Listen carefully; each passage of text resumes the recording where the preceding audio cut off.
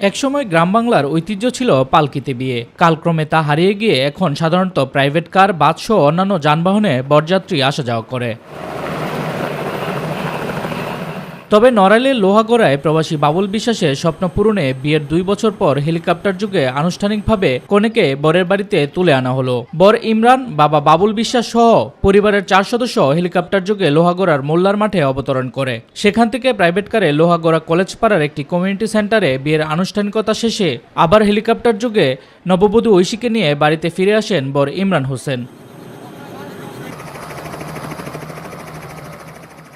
হেলিকপ্টারে চড়ে বিয়ে দিয়ে স্বপ্ন পূরণ হওয়ায় ভীষণ খুশি বাবা হাফেজ বাবুল বিশ্বাস। ছেলে প্লাস আমার ছেলের ওয়াইফ, এদেরকে যে আনার জন্য আমি হেলিকপ্টার ব্যবস্থা করতে পারছি, আল্লাহ দরবারে লাখ কোটি শুকরিয়া। বাবার এমন আয়োজনে ভীষণ খুশি বর হাফেজ ইমরান। মন আছে, কিন্তু আসলে আল্লাহ পাক সুবহানাহু ওয়া তাআলা তাকে ধন দৌলত দান করেনি।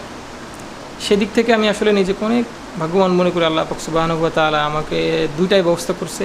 হেলিকপ্টারে চড়ে প্রথম বিয়ে দেখতে পেয়ে হতবাক এলাকাবাসী। হাজার হাজার উৎসুক জনতা হেলিকপ্টার ও বরবধূকে দেখার জন্য ভিড় করেন। হেলিকপ্টারে এসে বউ নামলো, নামে আমরা সে বউ সবাই থেকে সেই প্রাইভেট কারে উঠিয়ে দিলাম।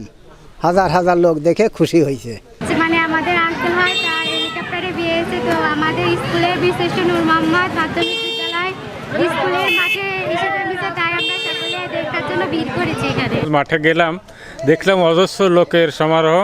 তারা হেলিকপ্টারে বিয়ে কোনোদিন দেখেনি, এই দেখার জন্য উৎসাহী জনতার ভিড়। হেলিকপ্টারে বড় কোণে আসা যাওয়ার জন্য 1 ঘন্টায় খরচ গুনতে হয়েছে 1,45,000 টাকা। শামস তাবরিজ উচ্ছ্বাস, মাই টিভি নিউজ ডেস্ক।